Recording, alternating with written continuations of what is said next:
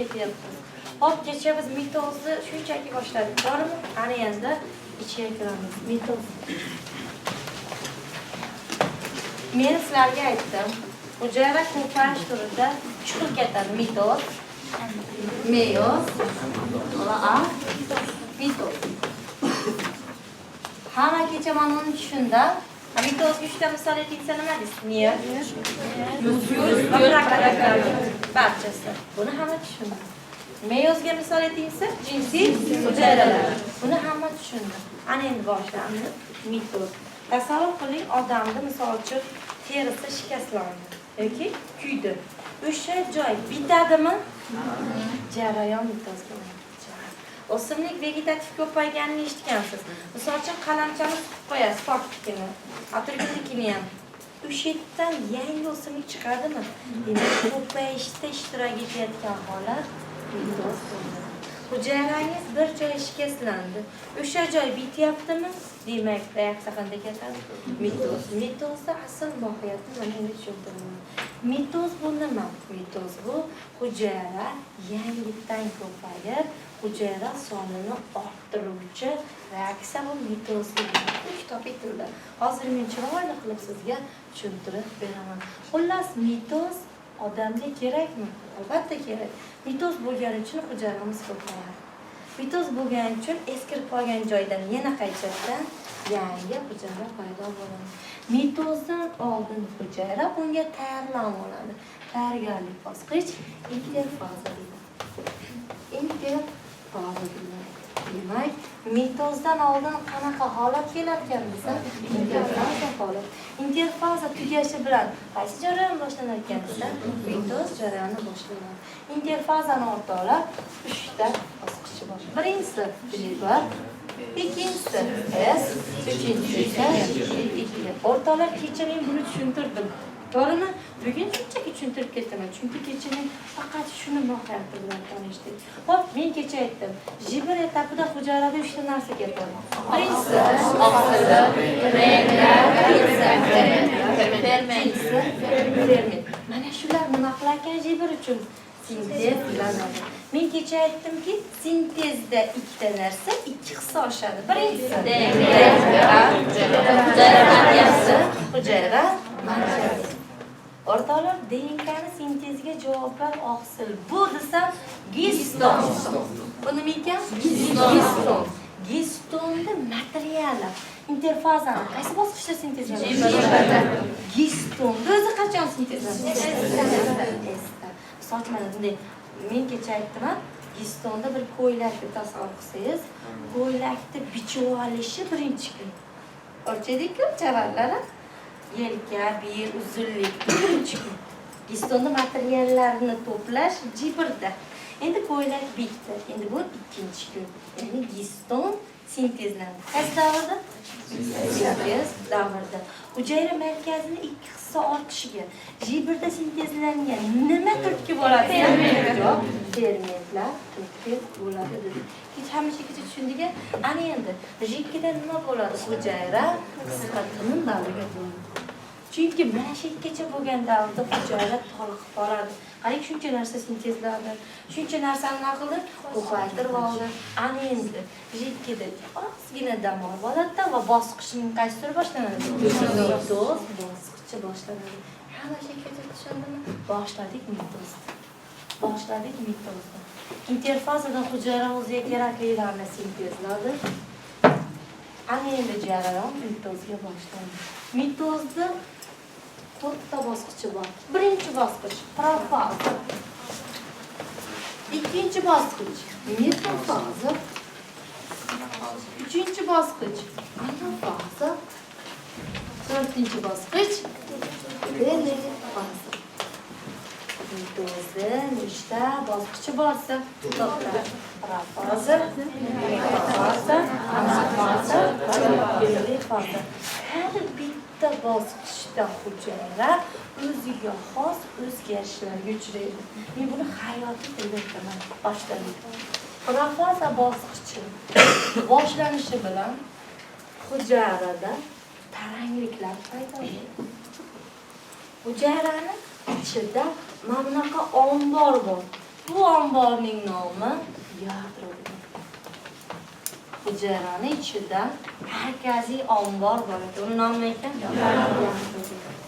Yadroning ichida o'rtoqlar xromosomalar bo'ladi. Xromosomalar haqida biz tanishdik avvalgi darsda.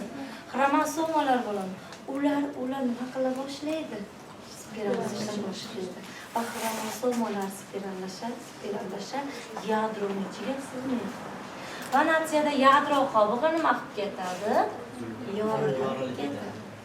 Va yadroning ichida mana bu xromosomalar sitoplazmaga taqib ketadi. Buni hayotdan tushuntirman. Misol uchun mana shu xonamiz. 300 ta odamni olib kirdik. Ular qisilib qoldi. Bu mana unda yadro qobig'ining ichidagi holat. Endi eshiklarni ochib yuborsak, hamma tarqab ketadi. Bu ana endi yadro qobig'ining yo'qolishi.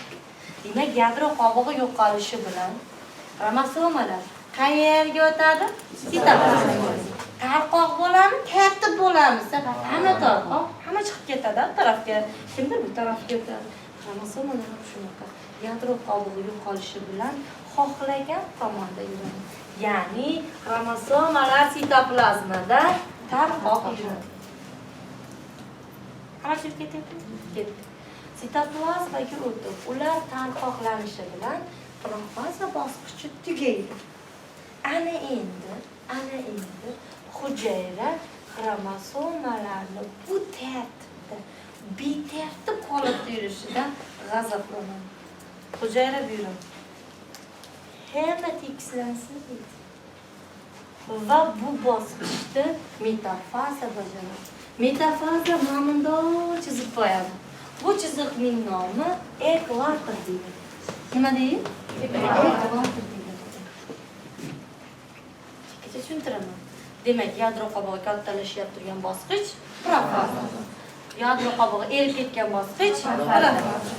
Profazada bosqichda xromosomalar tartibda yurami, betartibdami? Betartibda. Qayerda? Buni ko'rib nimani g'azab keladi? Yadro yo'q, hujayrani g'azabi keladi. Hamma chiziqqa chizilsin deydi. Xo'p, deb buni kim bajaradi? Metafaza chizib qo'ygan chiziqning nomi? Ana endi metafaza bularga buyuradi. Tekislan deydi. Xromosomalar mamdor holatda tekislanadi. Mamdor holatda nima qilarkan? Tekislanadi. Va mana shu yerdagi xromosomalar orasidagi masofalar ham bir xil bo'ladi. Misol uchun, armiyada televizorlarda ko'rasiz, soldatlar bir tekis terib qo'yadi, to'g'rimi? Bo'y bilan. Ularda holat turgan chiziqlar ham bir xilmi? Deb armiya betdagi xromosomalar joylanishida bir xillik, orasidagi masofa ham bir xil holatda turadi. Shu bosqichni nomi ekan? Ana endi ular chiziqqa terilib olgandan keyin hujayra yana buyuradi. Anafazaga telefon qiladi hujayra. Anafaza deydi. Labbe deydi. Hammani bitta chiziqqa terib qo'ydim deydi. Ha, ko'ryapman. Hali men bu anafazani bosib qo'ygan yo'qman. Ha, ko'ryapman. Xuddi shu holatda sen o'zingni olasan. Bo'pti. Mana shu holat buzilmagan holatda qayerga o'tarkan? Faqat buydagi ekvator so'zi anafazada ishlatilmaydi. Chunki bunday terib qo'ydik. Bular ham shu tartibda bo'ladi. Anafaza aytadi. Hammangiz deydi, bir-biringizni ushlab turgan qo'lingizda ayiramiz. Chunki xromosomalar bir-biri bilan ushlab turadi. Diploid-ku, to'g'rimi? Va shunday ushlab turadi. Va anafaza bu qo'lda nima qilib yuboradi? Natijada bu tarafda ham yarimta holat, bu tarafda ham yarimta. Endi markazdan nom-nishon qolmadi. Xromosomalar nimaga aylanib qoldi? Yarimta. Hamma shekilda tushunmayapsiz. Ana endi anafaza bosqichida mana bu hosil bo'lgan tayoqchalarning nomi xromatidlar deyiladi. Shu xromatidlar o'ziga mustaqil xromosomasini sintezlay oladi. mustaqil xromosomasini sintezlab oladi. Bular qayerdan keldi? Nukleotidlar deyishingiz mumkin. Men o'rgatganman. Yadro shirasining tarkibida erkin nukleotidlar bor deganman. Va u mitoz bosqichida eski zanjirga yangi zanjir tiklanish uchun sarflanadi. To'g'rimi? Ana o'sha mana bitta yadro qobiq erib ketgandagi chiqqan nukleotidlar qaysi bosqichga kerak ekan? Anafazada hosil bo'lgan xromatidlar mustaqil nimaga aylanadi ekan? Xromosomaga aylanadi. Yangi zanjirni nima qilar ekan o'zi? Sintezlab olar ekan. Hamma shekilda tushundingmi? Qani endi anafaza hujayraga telefon qiling. Hujayrajon. Ichimda mana bunaqa diploid hujayralardan ko'payib ketdi. Nima qilaylik? Mana u ham 2 yillikda kelyapti. Mana u ham 2 yillikda kelyapti. Umuman anafazada shunaqadan nechta kelyapti ko'rsak, 4 tami 4 in qolgan. 4 in hujayra. Somatik bo'lay desa diploid. To'g'rimi? Diploid bo'lishi keyin kerak. Jinsiy bo'lay desa gaploid. Jinsiy bo'lmaydi mitoz holatda. Anafazaga g'oya kelmaydi.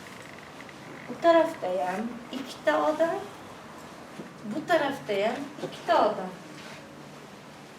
Yer sotiga 4 sotik. Kelinglar shu ikkalasiga bo'lib beraylik 2 sotikdan. Va natijada mana bu yerda hosil bo'lgan 4 sotik yerni anafaza o'rtasidan bo'ladi. Necha sotikdan deydi? 2 sotik. Bu tomonda ham 2 in hujayra hosil bo'ldi. Bu tomonda ham 2 in hujayra hosil bo'ldi. Anafaza demak to'plab 4 in holatda bo'ladi. Ana shekilda tushungan. Va anafazada 4 inlilikdan bir qutbida 2 in, ikkinchi qutbidachi 2 inlikni saqlayotgan. Asli anafaza nechin turadi? 4 in. Bu taraf yashasa yaxshi ekan. Bu tarafdan ham so'radi mana ikkishidan. Qalay hayotda juda yaxshi deydi. Ana endi anafaza telefazaga telefon qiladi. Telefaza bularni men shunchaki ayirib ko'rdim. Hayoti juda yaxshi ekan deydi. Nimadir qilish kerak deydi. Telefazada g'oyalar. Menda fikr bor. Fikirasini ayirib qilish kerakmi deydi. Bizda mana deydi. Men bu bosqichda o'zim amalga oshiraman. Shundayligicha menga berdi. Bo'pti deydi. Anafazadagi 2 in 4 in holat qayerga o'tib ketadi? Endi jarayon qayerga ketadi? Telefazada ketadi. Bu nomga kim keldi? Telefaza buyruq. Shunday yashash sizlarga yoqyaptimi? Mana bu kishi ham albatta. Ha bu tarafchi albatta deydi. Bizni yerlarimizni alohida qilib bering deydi. Mana o'rtaga bu parda tashladik, bo'lmadi, shamol kelib uchib ketdi deydi. Ip uzilib ketdi deydi. Bir mustahkam devor qilib bering deydi. Bo'pti deydi. Telefaza sitokinezini amalga oshiradi. Yozib qo'yamiz sitokinez, sitoplazmaning ikkiga ajralishi. Karyokinez esa yadroning ikkiga ajralishi.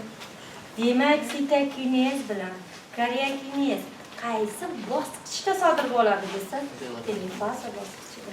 Telefaza bosqichida sitokinezda amalga oshirishdan maqsad nima? Bu taraf bilan bu tarafda diploidlarni ajratib qo'yish. Ketdi. Sitotelefaza buyuradi. Sitoplazma ikkiga bo'lining deydi va mana shu tartibda hujayraning sitoplazmasi bo'linib oqishib ketadi. Bu tarafga bitta bo'linib oqishib ketadi, bu tarafga bitta. Natijada mana bu tarafda kelayotgan bitta hujayradan nechta hosil bo'ldi? Diploid holatda. Mana bu yerda ham 2 in diploid holatda hujayra chiqdi. Mana bu yerda ham 2 in diploid holatda hujayra chiqdi. Va mana shu holatda telefaza ishini tugatdi. Qarangda, mana bu joyingiz kesilib qoldi. Endi bu joyda hujayrasini ko'paytirish kerak. Demak, sizga kim yordamga keladi? Mitoz. Bitta bo'ladi, ikkita o'tdi. Bitta keldi. Yana bitta hujayra bo'linadi, yana ikkita bo'ldi, to'rtta bo'ldi. Shuna qilib sizni kesilgan joyingiz nima qiladi?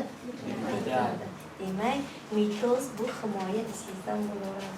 Regeneratsiyani zoologiyada o'tganman. Yo'qolgan tanani qaytarish. Regeneratsiya asosida mitoz yotganmi, meyozmi deydi. Javob mitoz. Demak, mitoz hujayra sonini orttiradimi yoki kamaytiradimi deydi. Orttiradi deysiz. Ana shuncha tushunyapsizmi? Endi tasavvuringizga keltiraman. Demak, mitozda nechta bosqichi bor ekan? 4 ta. Qanaqa ekan? Profaza, metafaza, anafaza, perifaza. Xo'p, profaza bosqichi. Profaza bosqichi. Hujayrani qanday jarayonlarga boshlaydi? Hujayrani ichida nima kattalashib ketadi? Uning ichida nimalar bor? Natijada anavidagi yadro yo'qolib ketdi. Xromosomalar qayerda tarqaldi? Shu holat qaysi bosqichda? Profaza. Endi bundan kim g'azablandi dedim. Kimga telefon qildi? Nima dedi? Xromosomalaringizni yig'ishtirib oling deydi. Biri bu tarafda yuribdi, biri bu tarafda yuribdi. Bo'pti deydi. Metafaza chiziqlar. Chiziqning nomi ekvator.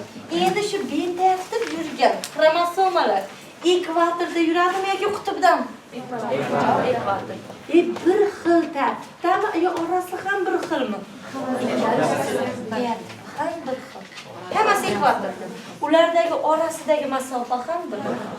Ana endi bu xuddi shu holatni kimga beradi? Anafaza.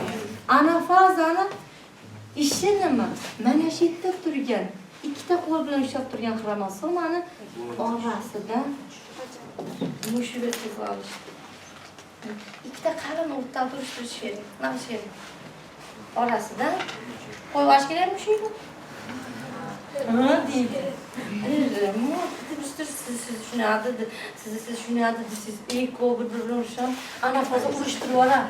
Mana unga yomonlayapti. Siz shuni odatda buni g'azab kelmaydi, do'st-yu. Keyin bunga yomonlaydi. Siz shuni oladi desa, ekoni maqib qo'ydi, urishtirib qo'ydi. Natijada oradagi rishtalar uziladi. Va xromosoma bu tarafga yarimta, bu tarafga yarimta. Bu uzoq davom etadimi? Yo'q. Sen bo'lmasang, boshqasi endi boshqa do'sti topadi. Va mana shu holatda xromatidlar mustaqil xromosoma deyiladi. Qarasa endi eski do'st chiqishmayapti-da, nimadir bo'lyapti-da. Oxiri buni kim chechib qoladi? Kimga telefon qiladi? Telefonga nima deydi? Bu ikkalasini ayroq qo'ying deydi. Necha soatlik video yashayapti ekansiz? 4 soatlik video. Voy, ikkalasiga 2 soatlikdan bo'lib beramiz. Natijada bu bosqichning nomi sitokinezda. Sitokinezda mana bittagi xromosomalar orasiga nima tushadi? Bundoq devor tushadi. Devor jarayoni sitokinez deyiladi. Va bu devor buni olib ketadi. Bu devor esa buni olib ketadi. Natijada ikki enlikdan hujayra soni ikkita hosil bo'ladi. Tushundingizmi? Mitozda mohiyati diploidlikni saqlaydi. Meyozda ertaga o'taman, diploidlikda. Mitoz hujayra doimiyligini saqlaydi. Nega hujayra doimiyligini?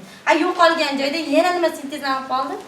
Yangi hujayra. Demak, mitoz xromosoma doimiyligimi, hujayrami desa, hujayra deysiz. Xromosomaga uni daxli yo'q.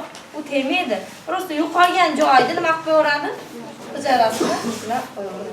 Bu mitozning jarayonining soddalashtirilgan formasi. Hali men mitozga kelmadim.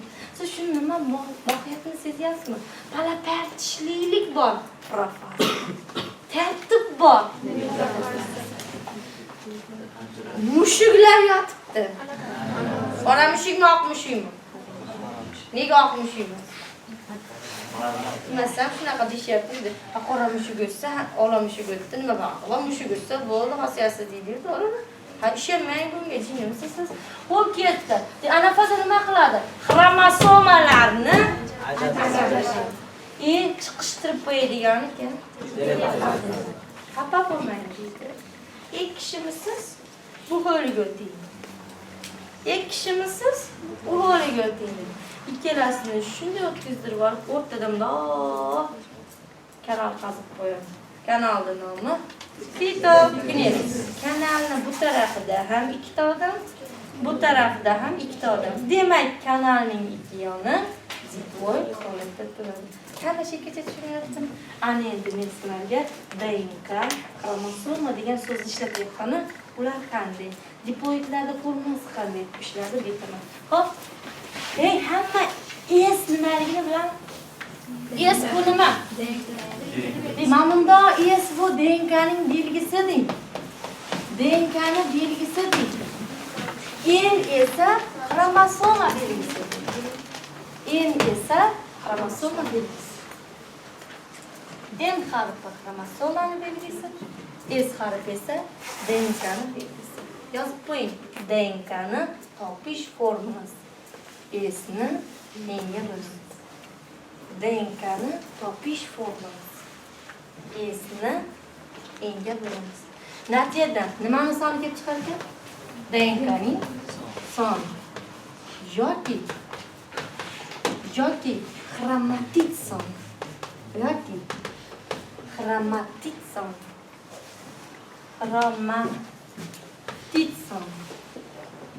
DNK topish formulasi. N'ni S'ga bo'lamizmi? S'ni N'ga? N'ga. Nimani soni kelib chiqadi? DNK yoki xromatid. Xromatid nima? Xromosomaning qismi. Xromosomaning belgisi nima? DNKning kichik. Agar S'ni N'ga bo'lsangiz nimani soni kelib chiqadi? Yoki xromatid. Ana endi shu N xromosoma ikki xil nomlanadi.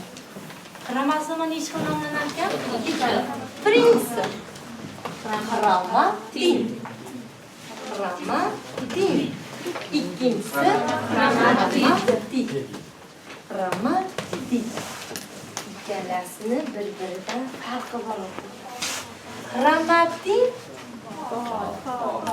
faol holatda iste'mol yo'yilgan. Demak, buni men nima dedim? Faol. Kechirgandim. Xromatid spirallashgan holatda o'rtoqlar, nega faol? Men kecha tushuntirdim. Tasavvurga keltiring yana. Mana bitta avtobusda ketyapsiz.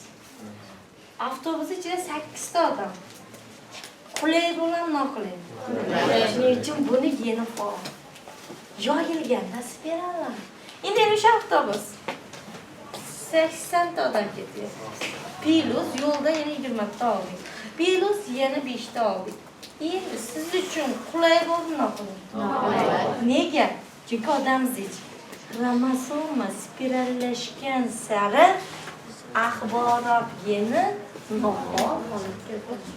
Xromosoma spirallari yoyilgan sari axborot geni faol holatga o'tadi. Hammaga tushunmadikmi? Bulardagi faollik, nofaollikda nima ta'minlaydi? Shuning shakli. Hamma tushundimi? Xromatidmi, xromatidmi faol? Xromatidchi. Kim ta'minladi? Nima ta'minladi?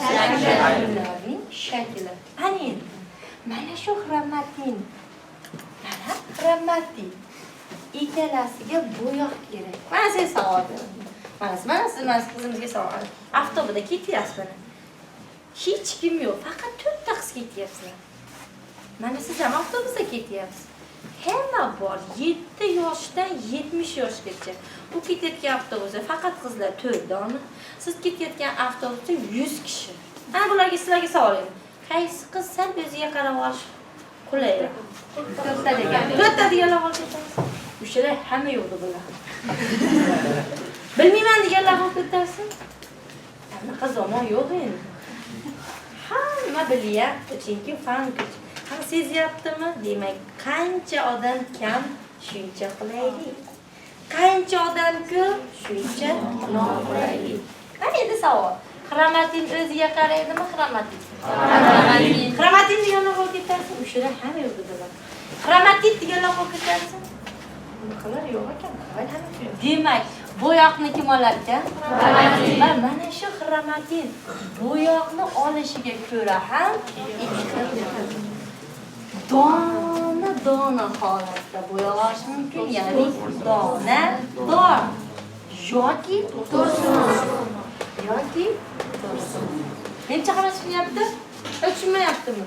Endi donadorlikni, to'rsimonlikni olishiga ko'ra xromatin ham tuslanib qoladi. Ayrim holatda u donador bo'lar ekan, ayrim holatda-chi to'rsimon holatda bo'lar ekan. Buni yodlab qo'yamiz. Shunaqa holatda xromatit oladimi desangiz, yo'q. Xromatitni bo'yalmasligiga nima sababsa, uning shakliga kirishi. Mencha hamma tushunyapti? Ana endi qarab turing. Xromosoma spirallasha borishini nima dedik? Demak, xromatitga o'tish mitozni qaysi bosqichda boshlanadi? Profazada ham uni xromatit deysiz. Metafazada ham spirallash ketyapti. Uni ham nima deysiz? Xromatit. Anafazani ham, chunki anafazada ham spiral turadi. U ham xromatit. Telefazaga o'tganda xromatinga deb bo'ladi. Chunki xromosomalar yana yoyiladi. Telefazada yadro qobig'i sintezlanadi. Uning ichiga xromosomalar xromatin holatda kirib oladi va ertagini shu joyda yakunlanadi. Ertaga nomi nima? Nima tushunyaptimi? Hamma birpas o'tmayapti, sekin tushuntiryapman.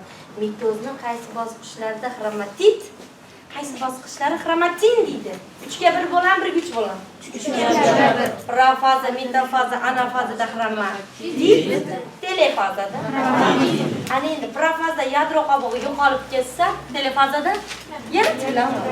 Tushundingizmi? Profaza spirallash bo'lsa, telefazada spirallanadi. Ana endi yanada ketyapmiz sizlar bilan. Ana endi sizlar bilan ketyapmiz. DNK topish formulasini o'rgatdim. Ana bizda bunday narsa bor. 2n bor. N bor. 2 ni inisi bor. 2n bu diploid degan. N bu gaploid degan. 2 ning inisi esa gametalar topish formulasi. Gametalar topish formulasi. Bularni ham bilib ketamiz. Demak, 3 xil formula bor ekan. 2 bu xromosom uchun diploid. N bu xromosom uchun diploid. 2 ning inisi esa gametalar topish formulasi. Qarab turing. Diploid dedikmi? 2n DNKsi 2s holatda. Demak, diploidlikning formulasi qaysi ekan? 2n 2s. 2n 2s diploid holatda kelyapti turgan. Nima bu? Xromosom. Bu esa unga tutashgan DNK. Endi mana shu diploid hujayralarni DNKsini ishtaligini topish uchun formula. S ni nimaga bo'lamiz dedim? Natijada nima soni? Yoki it desa hamma tushunaveradi-ku. Ketdi. S yana necha raqam bor? 2 ni qo'yamiz. Endi yonlachi 2 ga bosiz. Endi shuni o'qiymiz. Bir DNKli diploid xromosom yoki bir xromatitli diploid xromosom. O'qiymiz. Bir DNKli diploid xromosom yoki bir xromatitli diploid xromosom. Endi buni mana bunday holatni topishtirib ketaman. Endi mana bu yerda 2n 4s formula. 2 ga 4 ga bo'laman 4. Chunki formula mana bunday kelgan, 4s ni n s yonida necha turibdi? Endi yonida-chi? Topamiz. Endi shuni o'qiyman. 2 DNKli diploid xromosom yoki 2 xromatitli diploid xromosom. Ana tushunyaptimi? Demak, mana shunaqa holatda shu hujayra nechta DNK desa, S ni n ga bo'lib raqamni aytamiz. Nech xromatitli desa, S ni n ga bo'lib javob teraveradi. Demak, nimani tushunyapsiz? DNK soni nechta bo'lsa, xromatit soni nechta bo'lsa, soni. Hamma vaqt DNK soni nima bilan teng yuradi? Xromatit bilan teng yuradi. Ana endi mana uni topamiz. Mana endi mana uni topamiz. N 2s 2 mana bitta ish bola yo'q-a? Demak bu 1 degan. 2 ni 1 ga bo'lsa? Endi shuni. 2 DNKli bitta diploid yo'q. Agar shu yerda 2 bo'lsa diploid. Agar bu yerda 2 bo'lmasa-chi? Diploid. Ketdik. Bo'ladim 2 chiqdi. 2 tegirmalik gavoy kromosom. Yoki 2 xromatidlik gavoy kromosom. Hamma tushunib ketyapti? Topamiz. Sekin ketyapmiz. Buni o'qib beringlarmi? Yoki hamma tushunadi. Javob bitta beramas. Mana uni o'qib bering.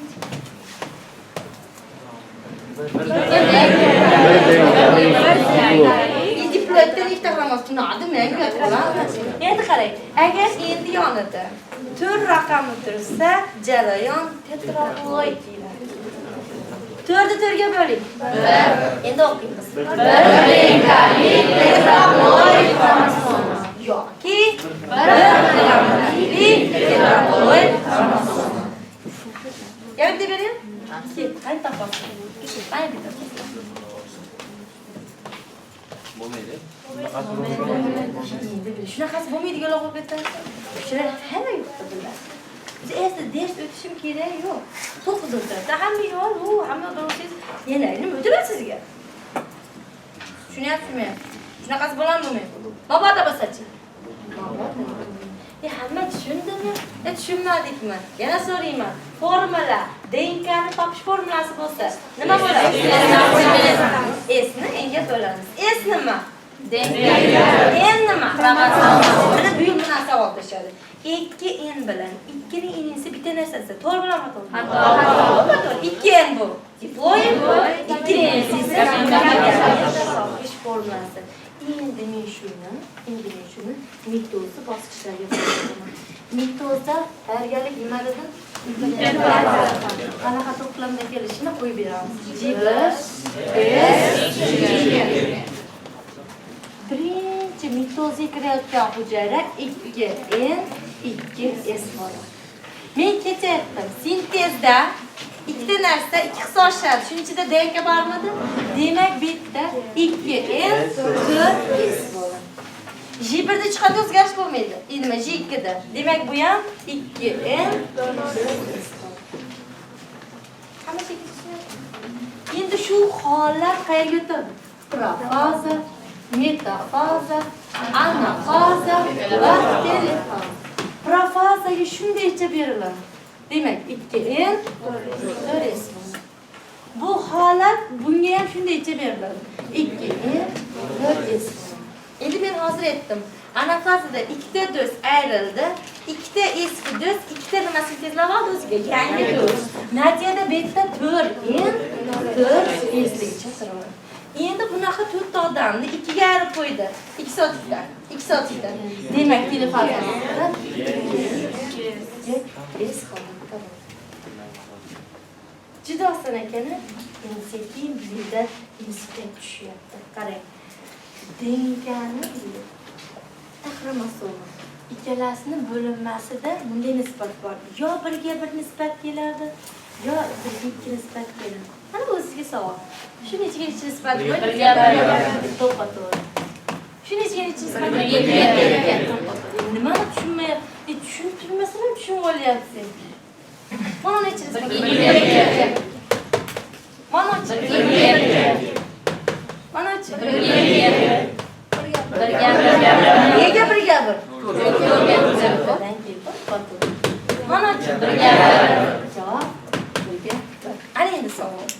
Mitozda boshlanib turgan adoyi tomon bo'lgunga qadar birga bir nisbat nechta? 1-2 nisbat nechta? Birga bir metta bor. Yana qayerda bor?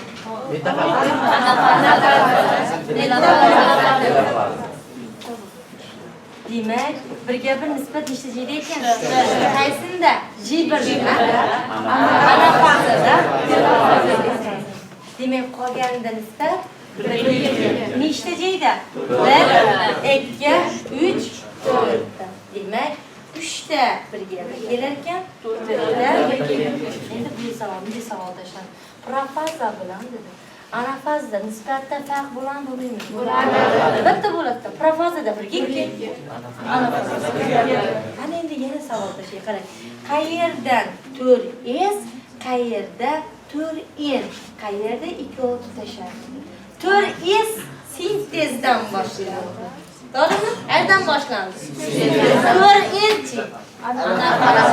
Endi 4n bilan 4s uchrashadigan joy ham demak 4slanish sintezdan boshlanadi. 4nlanish mana bu sintezda 4s qayerdan keldi? DNK 2 hissa oshdi. Ha unda ana fazadagi 4n qayerdan keldi? Xromatid mustaqil xromosomaga aylandi. Tushundingizmi? Demak bular nima? Mitozdagi hujayra to'plamlari. Endi misolchi mana DNKning hujjat o'qib bera olasizmi? Siz beraylik-chi, beraylik-chi. Endi shu bolani sindiramiz, o'qitamiz. Buni o'qib bering-chi. 2. Ya endi mana 2 DNKli, 1 DNKli. 2 DNKli. 2 DNKli. Diploid xromosom. 2 DNKlimi? 2 DNK bo'lsa 2 bo'ladi. Ha, Diploid, diploid. diploid. Mana o'qib bering-chi.